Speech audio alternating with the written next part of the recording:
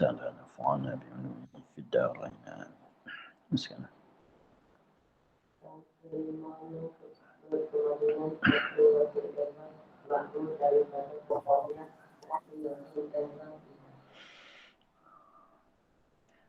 Dan yang kelimanya terkemudian takbiratul ihram makmum daripada sekalian takbiratul ihram imam.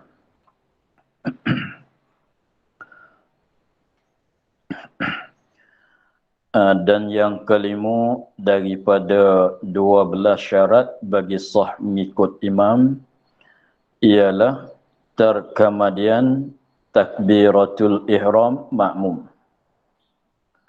Terkemudian daripada sekalian takbiratul ihram imam. Setengah daripada syarat bagi nak sah mengikutnya bahawa makmum itu takbiratul ihram apabila imam selesai daripada takbiratul ihram. Dengan maknanya selesai daripada takbiratul ihram imam itu apabila imam sempurna sebutan roh akbar.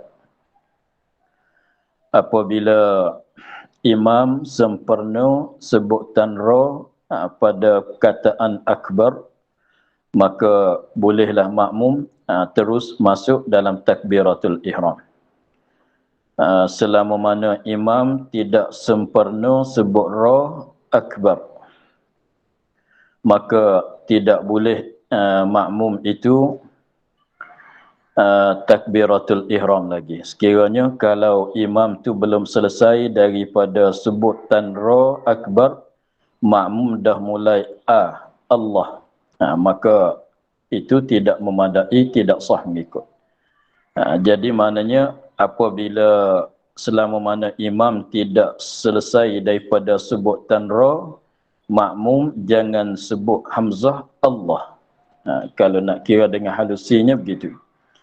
Jadi kita mesti kena tunggu imam tu sempurna sebutan roh akbar, barulah kita boleh mulai sebut Allah, Allahu akbar itu. Itulah maksud dengan katanya terkemudian takbiratul ihram makmum daripada sekalian takbiratul ihram imam. Tak boleh kita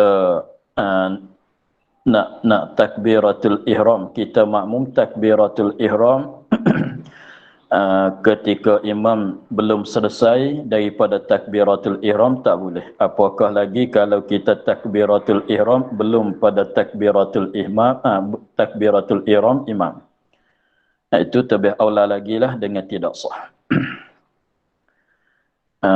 Tapi ada satu masalahnya, kata ulamanya boleh. Ialah masalahnya imam dia takbiratul ihram dengan secara nyaring. Imam takbiratul ihram dengan secara nyaring. Selepas tu apabila imam takbiratul ihram dengan secara nyaring, makmum pun dengar suara takbiratul ihram imam dan dah tahu kata imam dah selesai daripada takbiratul ihram, maka makmum pun mulai takbiratul ihram. Sebab dia dengar imam dah selesai daripada takbiratul ihram. Maka makmum pun mulai takbiratul ihram. Apabila makmum tu dah mulai masuk ke dalam takbiratul ihram, sudah daripada takbiratul ihram, imam barangkalinya dia ingat kata dia niat tadi itu tidak sah. Dia niat dalam masa takbiratul ihram dia tu tidak sah. Lalu tu dia takbiratul ihram sekali lagi. Tetapi dia takbiratul ihram sekali lagi itu dengan secara sembunyi. Jadi makmum tak dengar lah. Maka jangan nyaring kalau makmum dengar kata dia tu takbiratul ihram pula sekali lagi, maka makmum kena takbir pula sekali lagi. Tetapi imam Dia takbiratul ihram kali yang kedua dengan secara sembunyi, dengar sekadar dia, makmum di belakang tak dengar. Maka itu mengikut oleh makmum akan imam tu sah. Tapi pada kiraannya, pada wakilnya, pada hakikatnya, takbiratul ihram oleh makmum sebelum pada takbiratul ihram imam. Tetapi dengan sebab imam makmum tu tak tahu, dengan sebab makmum tu tak tahu, kata imam takbir kali yang kedua. Dengan sebab imam tu takbir dengan secara sembunyi, sekadar dia saja dengar, makmum tak dengar. Jadi pada zahir makmumnya, imam dah selesai daripada yang pertama tadi lagi. Maka itu tidak mengapa kalau makmum tu mengikut. Sebab makmum tak tahu. Makmum tak tahu, kata imam takbiratul ihram pula selepas pada makmum takbir, jadi maknanya imam takbir kali pertama nyaring. Makmum dah kata dah siap lah. Makmum pun takbiratul ihram. Selepas pada makmum takbiratul ihram, imam takbiratul ihram sekali lagi pula. Dengan secara sembunyi, sekiranya makmum di belakang tak tahu, maka ikutan tu sah. Begitulah. Ini untuk nak sahkan berjamaah mesti kemudian takbiratul makmum daripada takbiratul imam, takbiratul ihram bagi imam. Dan begitu juga untuk nak dapat fadilat takbiratul ula pun begitu juga. Selepas pada imam selepas pada imam takbiratul ihram, kita makmum terus takbiratul ihram. Dengan sekiranya tidak ada tunggu lama, tidak ada masa yang lama di antara takbiratul ihram imam dengan takbiratul ihram makmum. Maka di sisi itu dapatlah fadilat takbiratul ula.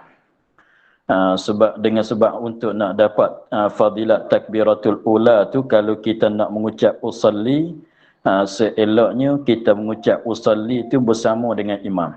Tak mengapa, sebab usalli itu belum masuk dalam sembahyang lagi. Imam usalli, imam mengucap usalli, kita pun mengucap usalli. Imam takbiratul ihram, kita tunggu nanti dia selesai. Apabila imam tu selesai daripada takbiratul ihram, kita tak payah sibuk dengan apa-apa dah. Kita terus takbiratul ihram. Itu lebih comel. Sebab setengah orang tu dia tak usalli lagi, imam usalli dia tunggu. Apabila imam tu sudah takbiratul ihram, dia baru nak mengucap usalli. Itu jadi rugilah. Sebab kita naknya untuk nak dapat fadilat takbiratul ula tu, jangan sengang lama di antara takbiratul ihram kita masuk dalam takbiratul ihram. Sebab tu kalau kita mengucap usalli bagi siap-siap bersama dengan imam, imam usalli, kita pun usalli. Sudah imam usalli, dia takbiratul ihram. Kita tunggu nanti dia selesai, kita terus takbiratul ihram. Itu lebih comel. Abi, itu masalah syarat yang kelima. Kita masuk pula dalam syarat yang keenam dengan katanya, dan keenam daripada syarat-syarat.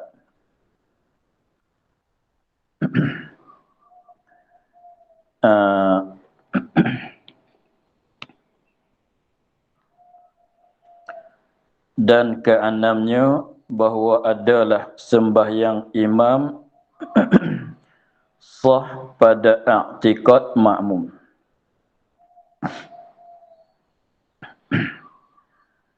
Dan keenamnya bahawa adalah sembahyang imam sah pada i'tiqad makmum. Itu syarat yang keenam. Syarat yang keenam bahwasanya seorang yang jadi imam, yang hendak jadi imam itu pada i'tiqad kita makmum bahawasa sembahyang dia itu sah. Dengan maknanya kalau kita tengok seorang itu pada i'tiqad kitanya bahawa sembahyang dia tu tidak sah, maka tak boleh kita nak mengikut dia. Seperti berlainan mazhab pada setengah-setengah masalah. Seperti kita katanya, kita orang Syafi'i, i'tikad bahwasanya menyentuhkan kemaluan itu adalah membatalkan wuduk. Kita orang Syafi'i i'tikad mengikut mazhab Syafi'i bahawa menyentuhkan kemaluan atau menyentuhkan perempuan itu adalah membatalkan wuduk. Tetapi orang mazhab Hanafi tidak membatalkan wuduk. Menyentuhkan perempuan ajnabi tidak membatalkan wuduk. Menyentuhkan kemaluan tidak membatalkan wuduk. Maka sekiranya kalau kita tengok seorang itu dia orang yang mazhab Hanafi. Dia orang mazhab Hanafi. Selepas pada dia ambil wuduk, dia ada sentuh isteri dia, masalah. Selepas pada dia ambil wuduk, dia menyentuhkan isteri dia. Menyentuhkan kulit isteri dia. Artinya selepas pada dia ambil wuduk, dia menyentuhkan akan kemaluan dia. Maka terus dia sembahyang. Sebab di sini dia menyentuhkan perempuan ajnabi, menyentuhkan kemaluan dalam mazhab Hanafi itu tidak membatalkan wuduk. Tetapi di dalam i'tikad kita, orang Syafi'i adalah perbuatan itu membatalkan wuduk. Maka tak boleh kita nak mengikut dia. Sekiranya kalau kita yakin kata selepas pada dia ambil wuduk tu dia ada sentuh isteri dia masalah atau dia ada sentuh kemaluan dia, kemudian dia masuk sembahyang, maka kita tak boleh nak mengikut dia. Sebab apa? Sebabnya pada i'tikad kita pada i'tikad kita orang Syafi'i menyentuhkan perempuan ajnabi atau menyentuhkan isteri atau menyentuhkan kemaluan itu adalah perkara yang membatalkan wuduk. Jadi sembahyang dia tu sembahyang dengan ketiadaan wuduk tidak sah. Maka tak boleh kita nak mengikut dia. Begitu juga kalau masalah katanya imam itu tidak baca bismillah pada Fatihah. Tidak baca bismillah, dalam mazhab kita tidak sah sembahyang. Maka tiba-tibanya imam tu nyata kata dia tu tak baca bismillah. Walaupun dengan secara sembunyi pun dia tak baca juga. Maka tak boleh kita ikut. Tetapi masalah kita sembahyang di Masjid Haram apanya, kita seka baiklah kata bahawa imam tu mura'i kepada kita orang mazhab Syafi'i, dia ada baca juga. Sebab bismillah itu tak bacaan bismillahirrahmanirrahim, walaupun tak wajib dalam mazhab lain tetapinya sunat. Sebab 3 mazhab lagi bacaan bismillah itu tak wajib. Dalam mazhab kitanya bacaan bismillah itu adalah wajib. Tetapi apabila seorang itu jadi imam, sekiranya makmum itu bermacam-macam mazhab, maka wajib datang imam itu mera'i akan segala khilaf bagi makmum. Sebab tu kita boleh nak mengikut akan imam mazhab lain di tempat ramai-ramai begitu. Sebab wajib datang imam itu mera'i akan segala khilaf di dalam mazhab lain. Maka di situ kita suka baiklah kata imam dah mera'i akan kita orang mazhab Syafi'i dengan secara membacakan bismillah, walaupun tak nyaring, walaupun dengan secara sembunyi sekalipun. Begitu. Itulah rupa katanya keenam syaratnya orang yang nak jadi makmum kita tu jangan kita agak katanya sembahyang dia tu tidak sah. Pada i'tikad kitanya tidak sah. Tetapi kalau sebaliknya boleh. Seperti setengah-setengah tu dia katanya kalau berbekam membatalkan wuduk. Setengah-setengah mazhab tu ia katanya kalau berbekam membatalkan wuduk. Tetapi kita mazhab Syafi'i berbekam itu tidak membatalkan wuduk. Maka boleh kita nak ikut sebab kita tidak di sekitarnya orang yang berbekam itu tidak membatalkan wuduk. Dengan maknanya selepas pada dia ambil wuduk dia berbekam. Selepas pada dia berbekam dia sembahyang. Maka boleh kita nak ikut sebab berbekam itu tidak membatalkan wuduk dalam mazhab kita. Lepas tu banyak lagi lah masalah-masalahnya yang pada i'tikad makmum bahwasanya sembahyang imam tu tidak sah. Maka sekiranya kalau begitu tak boleh kita ikut.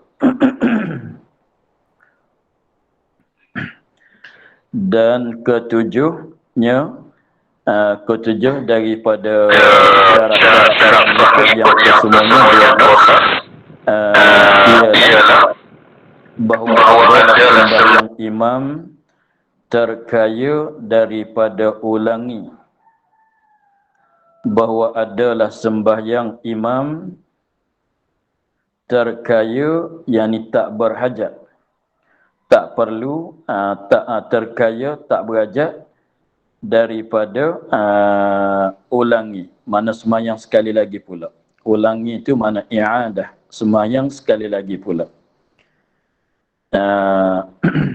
Tengok, maka tiada sah mengikut imam yang bermukim yang tayamum kerana tak ada air.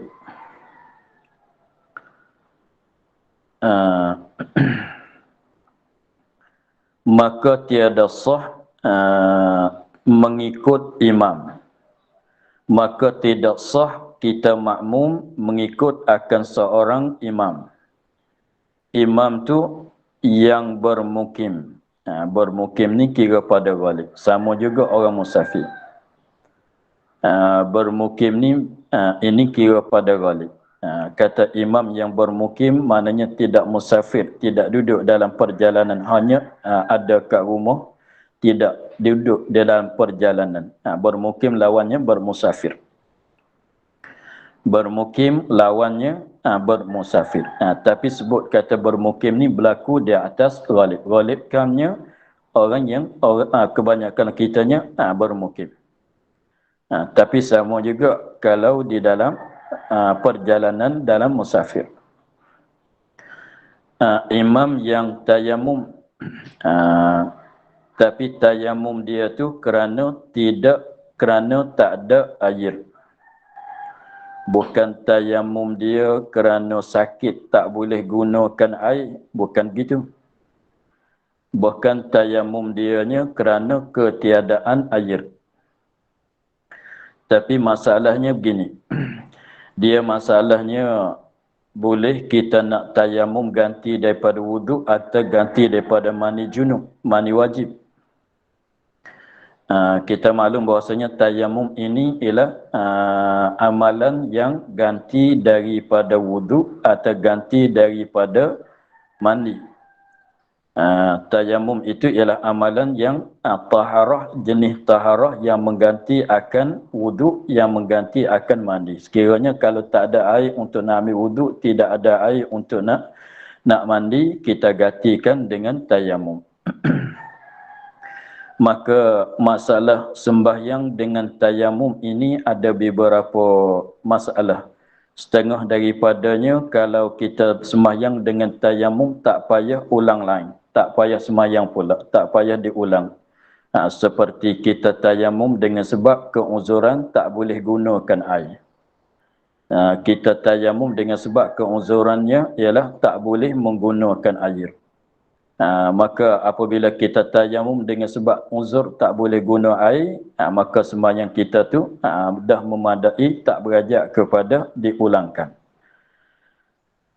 Dan begitu juga masalah tayamum pada tempat yang tidak ada air, pada ghalibnya tidak ada air.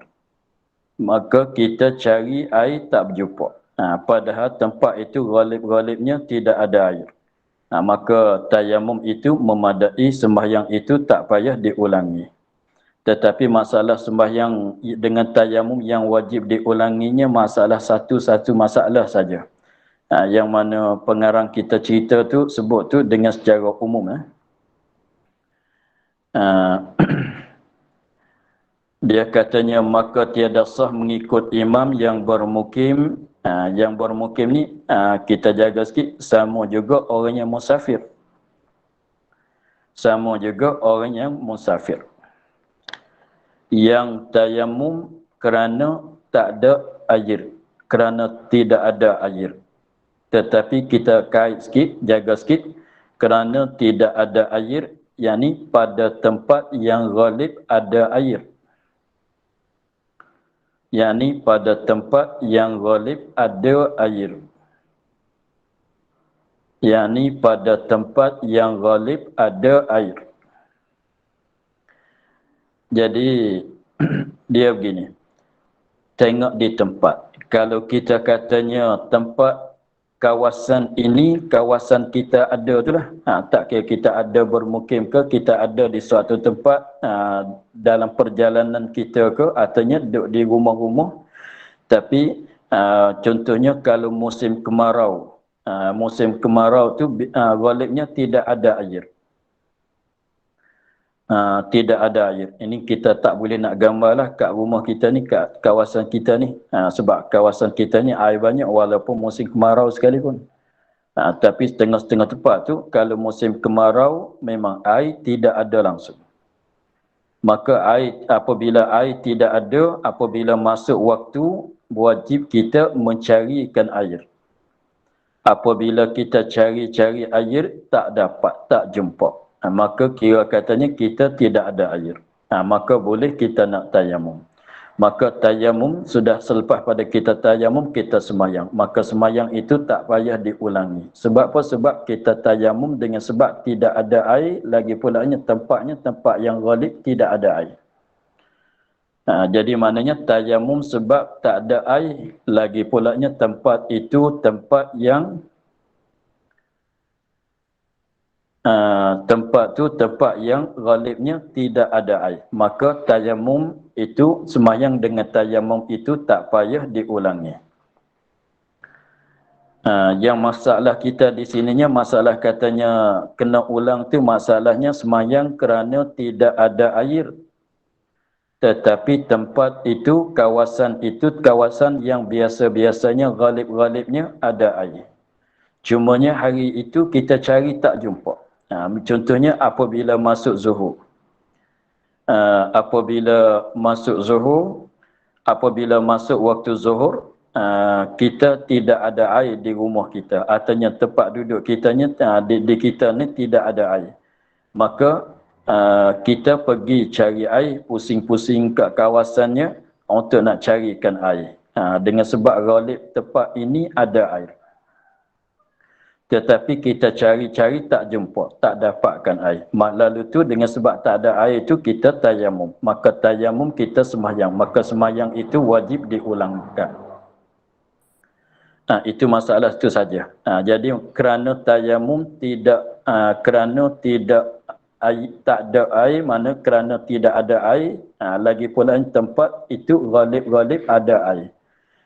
Contohnya kita katanya kalau orang zaman dulu lah. Contohnya rumah kita di sini, tapi sebelah belakang tu ada perigi, ada telaga, artinya ada kolam ke masalah. Biasanya air ada lah pada di situnya, di sungai ke di mana.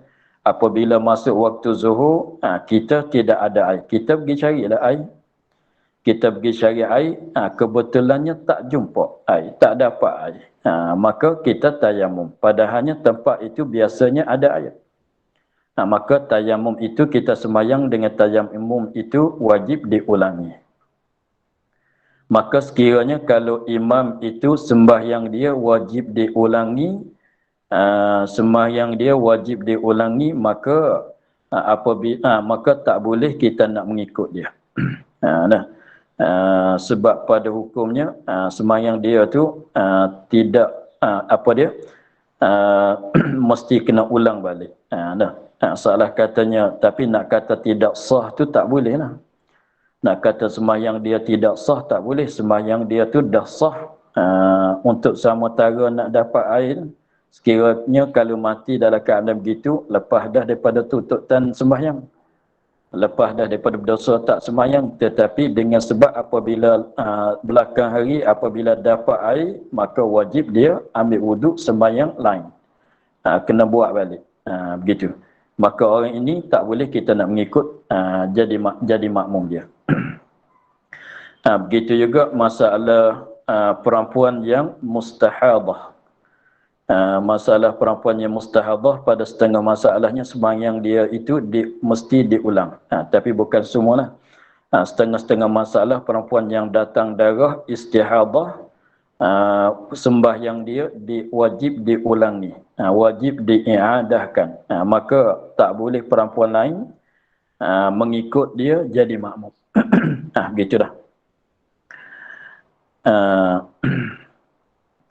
Dan kedelapan, bahawa tiada ada imam sedang jadi makmum. Syarat yang ke-8-nya, bahawa tiada imam, orang yang hendak jadi imam kita tu sedang menjadi makmum. Maka dengan maksudnya tak boleh kita mengikut akan orang yang jadi makmum. Maksudnya begitu.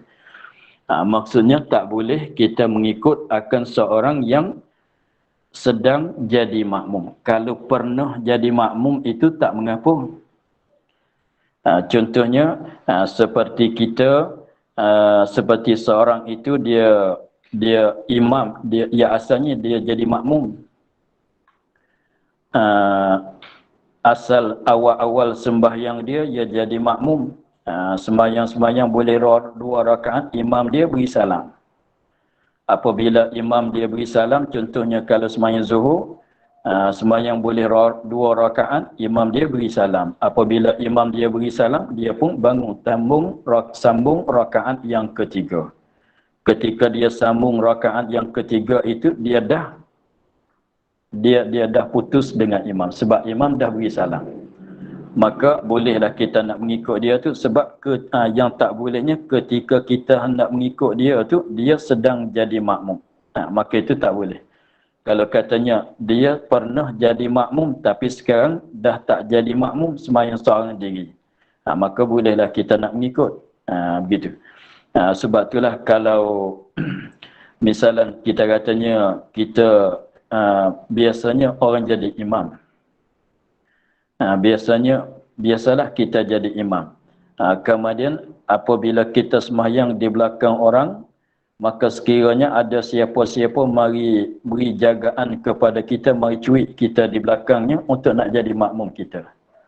Maka untuk nak meraih itu, kita mufarakah dengan imam kita, kita niat jadi imam bagi orang di belakang kita. Supaya jadi katanya tak mengikut akan orang yang jadi makmum. Begitulah syarat yang ke-8, bahawa tiada ada imam sedang jadi makmum. Dengan maknanya tak boleh kita nak mengikut orang yang jadi makmum. Kenapa boleh katanya tak boleh mengikut? Sebab dia tu dah mengikut. Sebab dia tu dah mengikut orang, kita nak mengikut akan orang yang mengikut tak boleh. Sebab apa? Sebab imam-imam ini kerja dianya, selain pada kita ikut dia, dia kena menanggungkan akan kesilapan kita di dalam sembahyang yang tak membatalkan sembahyang. Contohnya kalau kita kalau kita terlupa baca tasyahud masalah, dia menanggung, tak sunat kita sujud sahwi. Tetapi kalau dia jadi makmum, dia tak boleh nak menanggung akan kecacatan sembahyang kita. Yang boleh menanggungnya imam saja. Imam yang tak mengikut siapa-siapa. Begitulah.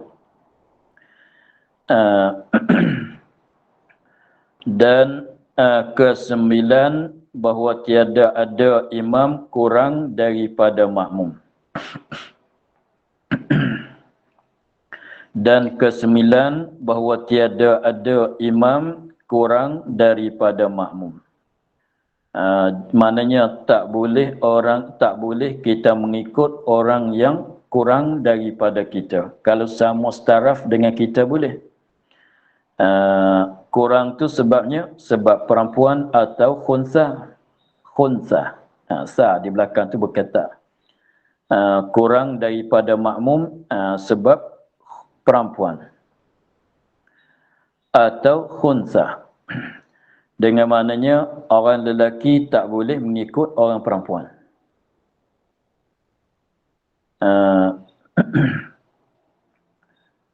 Dia peringkatnya begini. Orang lelaki, keaman daripada orang lelaki, orang khunsa.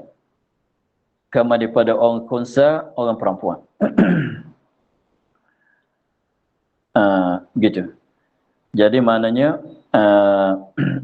orang perempuan, kalau nak ambilnya, orang perempuan boleh mengikut imam yang khunsa, orang perempuan boleh mengikut imam yang lelaki. Bismillah. Orang perempuan boleh mengikut imam yang perempuan sebab sama setaraf. Orang perempuan boleh mengikut akan imam yang khunsa. Orang perempuan boleh mengikut imam yang lelaki. Dan khunsa pulanya, khunsa tak boleh mengikut sesama khunsa. Orang khunsa tak boleh mengikut sesama khunsa. Jadi imam khunsa, makmum khunsa tak boleh.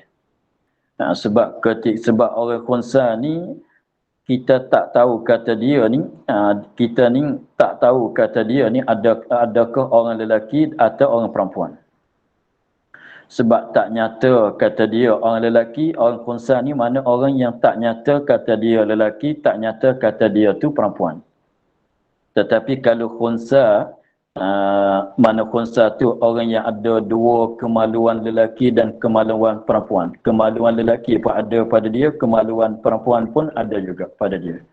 Lagi pulanya, yang kata tak boleh tadi tu ialah khunsa yang muskil. Dengan maknanya, tak tahu kata dia perempuan, tak tahu kata dia tu orang lelaki. Dengan sebab sekali-sekalanya kencing dia keluar kat kemaluan lelaki. Sekali-sekalanya kencing dia tu keluar mengikut keluar daripada kemaluan perempuan. Jadi dengan sebab itu jadi tak tahu kata dia tu orang lelaki atau orang perempuan. Tetapi kalau khunsa yang wadih, dengan mana khunsa yang nyata. Nyata kata dia tu orang lelaki, ada dua alat lah, ada dua kemaluan lah. Tetapi biasanya berat sebelah balik lelaki. Dengan sebabnya kita katanya kalau kencing biasanya keluar daripada alat lelaki, kemaluan lelaki. Maka nyata kata orang lelaki. Ini masalah kitanya khunsa yang muskil. Tak tahu kata dia tu orang perempuan, tak tahu kata dia tu orang lelaki. Maka dengan sebab dengan sebab itulah orang perempuan, orang khunsa tak boleh mengikut imam yang khunsa juga. Sebab yang jadi imam tu tak tahu kata lelaki perempuan. Dengan sebab kalau kata makmum yang khunsa, imam yang khunsa, kalau boleh jadinya yang paling beratnya boleh jadinya imam tu perempuan, makmum tu lelaki. Takut nak jadi begitu sebab yang jadi imam tak tahu kata lelaki, tak tahu perempuan. Sebelah balik makmum pun tak tahu lelaki, tak tahu kata perempuan. Maka boleh jadi perempuan, boleh jadi lelaki lah. Orang yang jadi makmum boleh jadi perempuan, boleh jadi lelaki. Orang jadi imam pun boleh jadi perempuan, boleh jadi lelaki. Maka dengan sebab tu tak boleh mengikut. Takutnya begini, imam adalah orang perempuan, khunsa tapi nyata balik perempuan. Makmum khunsa tapi nyata balik lelaki. Takut nak jadi begitu. Sebab tu orang khunsa tak boleh mengikut akan sama khunsa. Hanya orang khunsa boleh mengikut imam yang lelaki saja. Begitulah. Perempuan bebas mengikut sama perempuan pun boleh, mengikut sama khunsa pun boleh, mengikut sama lelaki pun boleh. Itulah maksudnya. Atau ummi, atau ummi, atas pada perempuan. Dan dengan sebab ummi. Orang ummi ni ialah orang yang cedera, tercacat bacaan Fatihah dia. Orang yang cedera atau cacatan pada bacaan Fatihah dia. Seluruh Fatihah atau setengah-setengah daripada Fatihah, atau setengah huruf daripada huruf Fatihah. Jadi seolah katanya, contohnya orang ni tak boleh nak sebut ra. Kalau dia baca Ar-Rahman, dia baca begitu, dia nak sebut ra tak boleh, jadi ra. Ihdinas sirah, misalan atau dia nak sebut qaf tak boleh. Seperti setengah-setengah orang Yaman, orang Arab, ihdinas siratal mustaqim, itu orang ummi kiranya. Maknanya orang yang mencacat, orang yang mencedera bacaan Fatihah. Semua Fatihah atau setengah-setengah Fatihah walaupun satu huruf daripada huruf Fatihah sekalipun. Dengan maknanya dia tak kuasa nak dia tak kuasa langsung nak kata. Nak sebut ra tu tak boleh. Nak sebut ra tu tak boleh. Tak boleh langsung nak sebut ra masalah.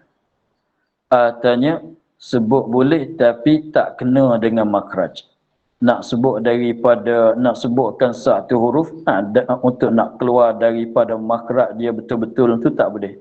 Sebab kita katanya nak sebut beri jadi qaf mustaqim tak boleh. Dia sebut, kalau sebut jadi ga. Mustaqim. Dia baca begitu.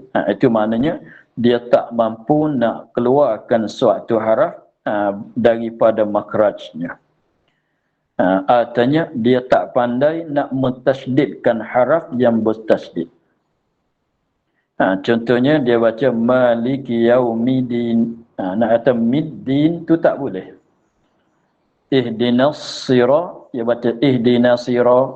Dia baca begitu. Jadi nak tasydid dia tak pandai. Dia tak pandai. Nak baca tempat jadi bertasydid tu tak pandai nak bertasydid. Middin, kita baca middin, ya midin.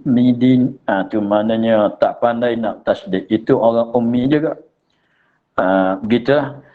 Jadi maknanya orang ummi, orang yang cedera, cacat bacaan Fatihah. Satu huruf artinya semua Fatihah. Dengan maknanya dia tak kuasa untuk nak sebutkan suatu huruf, suatu haraf Fatihah masalan. Artinya tak kuasa langsung. Nak sebut tak boleh. Tak kena dengan makhraj pun tak boleh langsung.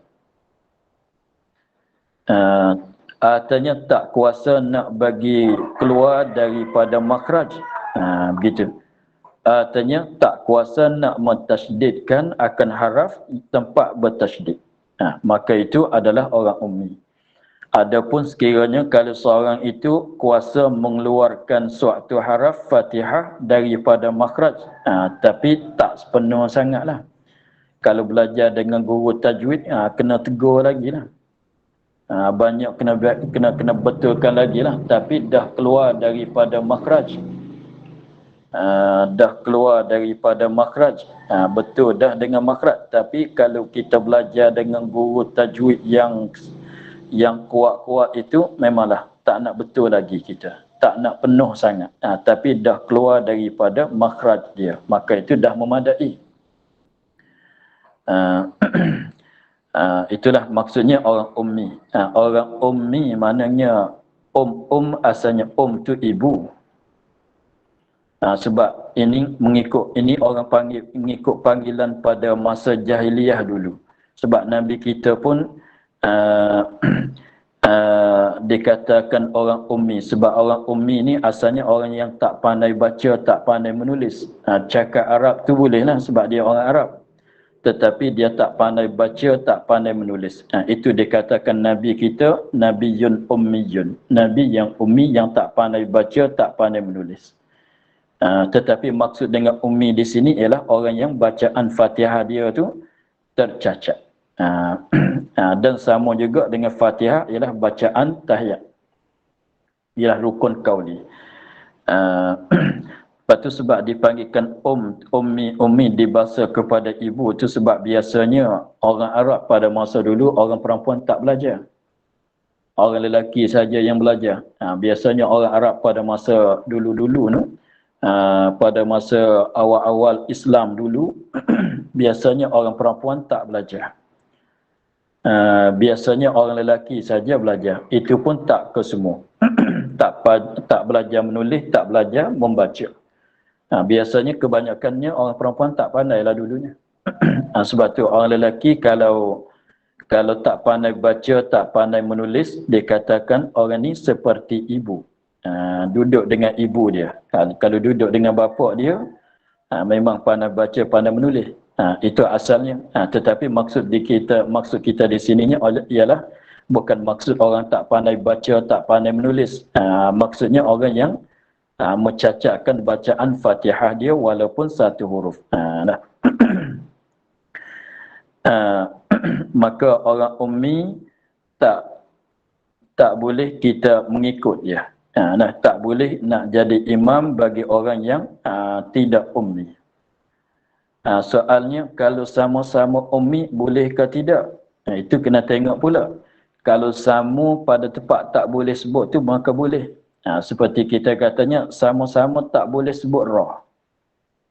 Sama-sama tak boleh sebut roh. Makmum pun tak boleh sebut roh. Imam pun tak boleh sebut roh. Yang lain elok ke semuanya. Cumanya di roh satu ya tak boleh sebut. Maka kalau samanya begitu boleh. Tetapi kalau seorang ini tak boleh sebut roh, seorang ini pulanya tak boleh sebut qaf. Sebut roh jadi ra. Yang seorang ni pula sebut qaf jadi ga. Maka tak boleh mengikut. Yang ga pun tak boleh mengikut ra, yang ra pun tak boleh mengikut ga. Soalnya begitulah, maknanya orang yang tak boleh sebut ra tak boleh mengikut orang yang tak boleh sebut qaf. Orang yang tak boleh sebut qaf tak boleh mengikut akan orang yang tak boleh sebut ra. Tetapi kalau sama-sama tak boleh sebut ra, kedua-dua ni boleh jemaah pergi mari. Boleh pergi jadi imam, jadi makmum. Begitulah. Tetapi kita orang yang tidak ummi tak boleh mengikut imam yang ummi. Tak kira lah lelaki perempuan. Itu syarat yang yang dah ke apa? Yang ke-9. Lagi dan ke-10-nya, ke-10 daripada 12 syarat, daripada syarat-syarat sah mengikut imam, ketiadaan mendahulu dua tumit makmum atas tumit imamnya. Ini masalah apa dia? Belakang makmum daripada imam pada tempat. Kita dah kemarin, dah lepas tu masalah terdulu makmum, apa dia? Terbelakang makmum daripada imam pada perbuatan. Adapun sini pada tempat. Yang ke-10-nya ketiadaan mendahulu, mana ke depan. Ketiadaan mendahulu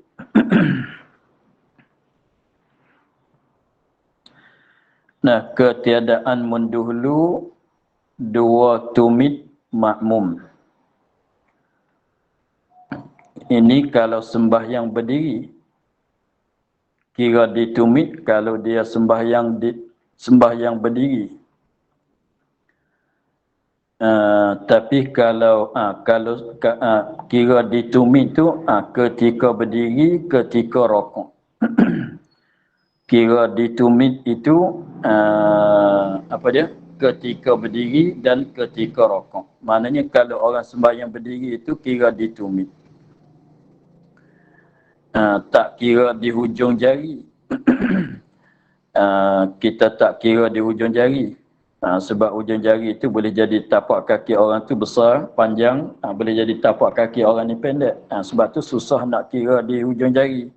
Sebab boleh jadi orang ni kaki dia tak sama. Tetapi kalau tumit tu lebih kurang ya. Sebab tu kalau orang berdiri, kira di tumit. Adapun kalau orang yang duduk, maka kira di itulah sebelah bawah pada belakang tu yang rapat dengan lantai tu. Di papan punggung dia, nak kira dia begitu. Dan kalau orang yang mengiring, kira di lambung dia. Kalau orang yang sembahyang mengiring, kira di lambung dia. Kalau orang yang sembahyang melentang, maka tengok, biasanya kira di kepala dia. Kalau orang sembahyang melentang, maknanya melentang tu maknanya belakang bawah, dada atas. Maka kira di kepala dia, hujung kepala dia. Sebab kaki sebelah kiblat. Orang sembahyang melentang, kaki dia menghadap kiblat. Maka kira di kepala dia. Sekiranya kalau kita katanya makmum, apa dia? Makmum sembahyang melentang. imam sembahyang berdiri, maka hujung kepala makmum jangan ke depan daripada tumit imam. Begitulah. Sebab imam sembahyang berdiri kira di tumit, makmum sembahyang di dalam melentang kira di hujung kepala. Maknanya kalau begitu maknanya kepala makmum jangan ke depan, jangan hala ke depan daripada tumit bagi imam. Tapi pendeknya kira begini. Ketika kita sembahyang, kita guna apa untuk nak menetapkan badan kita? Ketika kita sembahyang, kita guna apa daripada anggota untuk nak menetapkan kita? Kalau berdiri, guna tumit. Guna tapak kaki, maka kira ditumit. Kalau sembahyang dalam duduk, dia guna di punggung dia untuk nak menetap.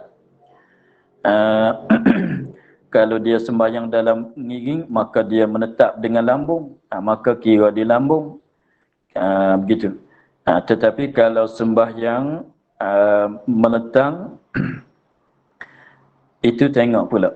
Kalau kita sembahyang melentang tu, kalau melentang betul atas lantai tu mengikut betul dengan lantai tu, rapat dengan lantai betul begini, tak jadi sengit, maka kita kira di kepala. Tetapi kalau sembahyang dalam melentang tetapi jadi sengit, jadi sengit begini. Jadi sengit begini, sekiranya duduk dia tu dia kena menahan dengan hujung kaki dia. Dia kena menahan dengan tapak kaki dia. Kalau tak menahan dengan tapak kaki, dia akan jatuh ke bawah. Sebab dia sembahyang melentang tapi sengit jadi begitu. Ni kepala, ni kaki. Kita kata ini kepala, ini kaki. Maka dia sembahyang jadi sengit gitu, duduk dia. Maka kira di kaki sebab kalau tak menahan dengan kaki dia akan jatuh ke bawah. Contohnya sembahyang di katil hospital tu dia boleh akak kepala naik kan. Dia boleh akak kepala naik. Lepas tu jadi akak tu agaknya tinggi. Jadi maknanya bukan dia bergantung, bukan dia berat dengan kepala, bahkan tepat dia pegangnya di kaki. Sebab kaki dia tu bertahan dengan hujung katil. Jadi ni hujung katil, ni kaki, tapak kaki dia menahannya begitu. Maka kira di hujung kaki. Dia kira tepat kita memberat di mana.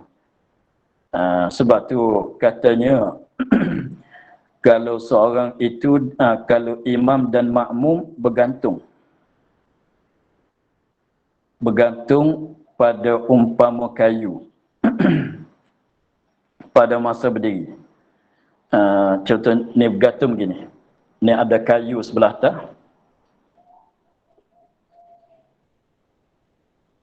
Ada kayu lentang sebelah atas. Lepas tu imam pun bergantung begini di kayu. Makmum pun bergantung begini juga di kayu. Mana kaki tidak pijak di atas bumi. Kalau kaki sentuh di bumi tapi tidak memberatkan kaki di atas bumi. Contohnya ni kalau imam pun bergantung pada kayu, masalah kayu yang diletang tadi, imam pun bergantung, makmum pun bergantung pada kayu. Bolehlah pada masa berdiri Fatihah tu boleh nak sembahyang bergantung gitu. Tapi nak kira kata boleh. Nak kira kata boleh. Tapi kenapa kena buat gitu, itu tak tahulah. Maka sekiranya kalau sama-sama bergantung pada kayu, maka kira di kayu itu. Jadi maknanya kalau kayu yang digantung oleh yang bergantung oleh makmum ke depan, maka tidak boleh, tidak sah. Sebab kira katanya kira kata dia berat di mana, dia bergantung di mana, dia menahan di mana. Untuk nak boleh berdiri dia, untuk kalau berdiri ni, kalau kita tak bergantung di mana, kita berdiri dengan tapak kaki, maka kira ditumit.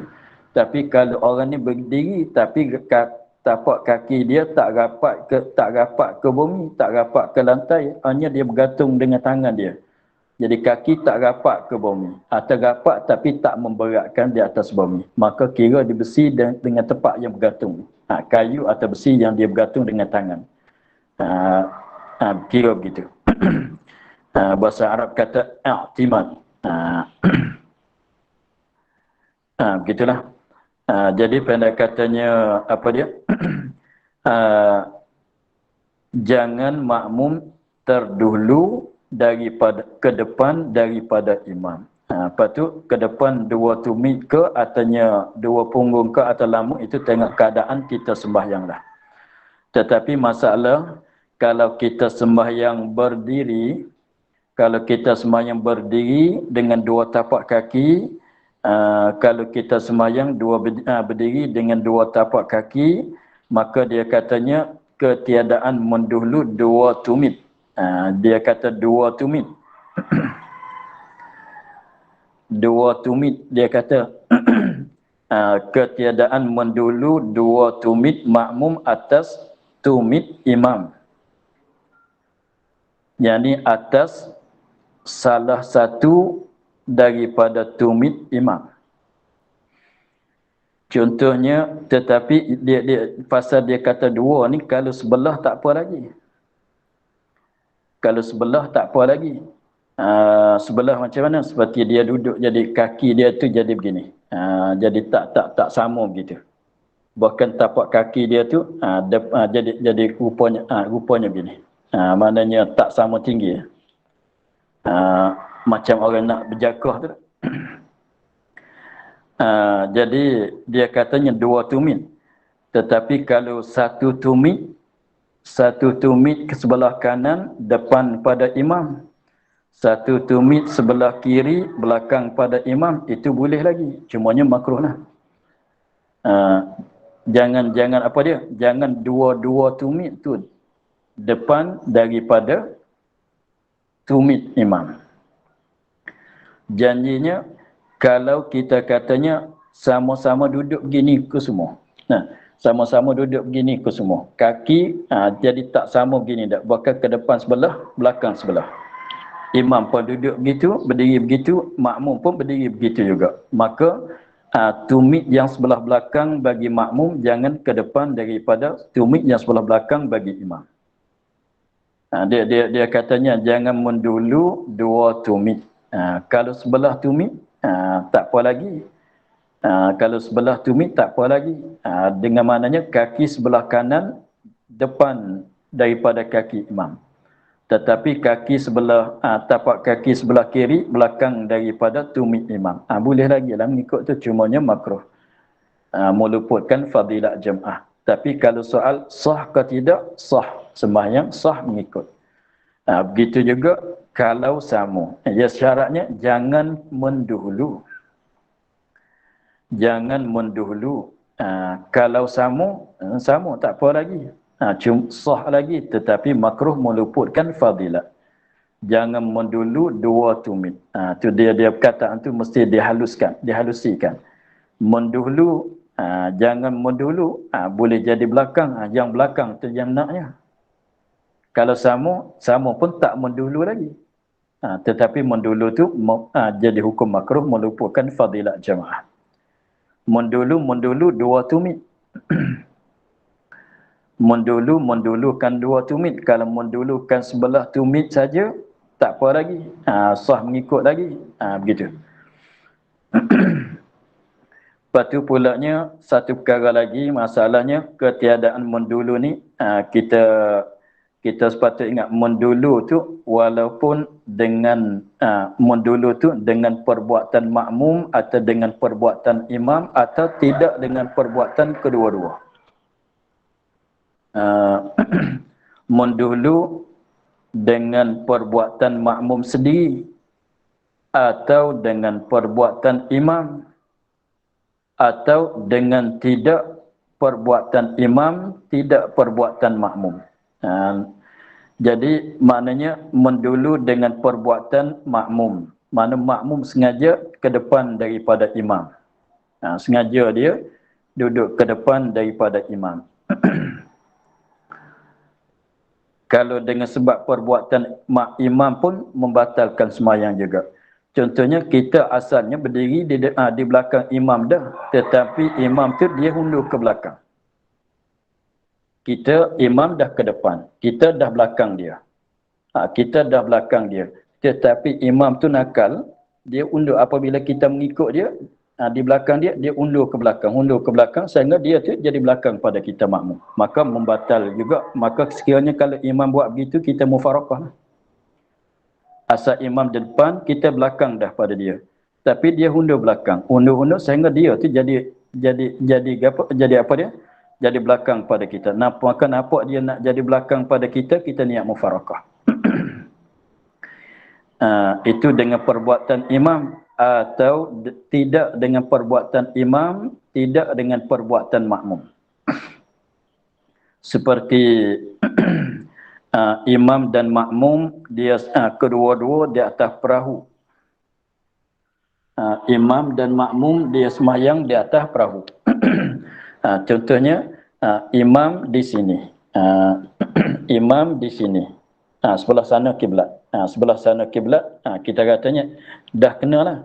Imam di sini, imam duduk di sini, ni sebuah perahu. Imam di sini, makmum di sini, di belakang. Jadi sebelah sana tu kiblat, sebelah ni sebelah kiblat. Imam di sini, makmum di sini. Jadi sekarangnya pada permulaan tu makmum di belakang imam lah. Tetapi perahu tu tak begitu, perahu yang kecil duduk di tengah laut, dipusing oleh air laut. Apabila dipusing oleh air laut, maka pusing-pusing jadi makmum ke depan.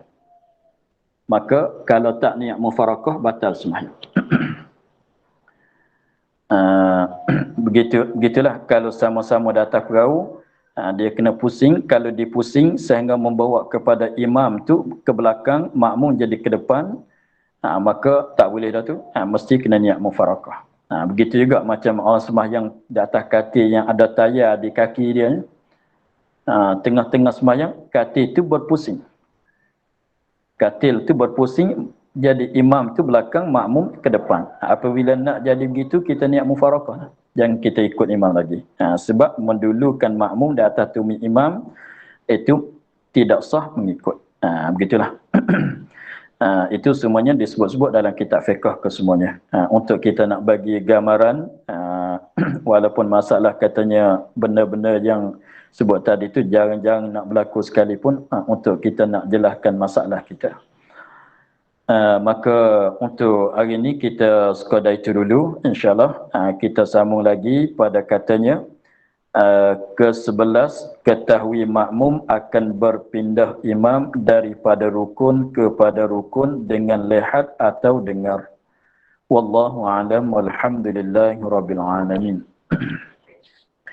أعوذ بالله من الشيطان الرجيم بسم الله الرحمن الرحيم الحمد لله رب العالمين والصلاة والسلام على أشرف الأنبياء والمرسلين وعلى آله وصحبه أجمعين اللهم افتح علينا فتوح العارفين ونور قلوبنا من نورك الكريم واجعلنا خالصة لوجهك الكريم اللهم إنا نستودعك كما قرأناه وما حفظناه وما سمعناه فردنا علينا وافتح يدينا سبحان ربك رب العزة عما يصفون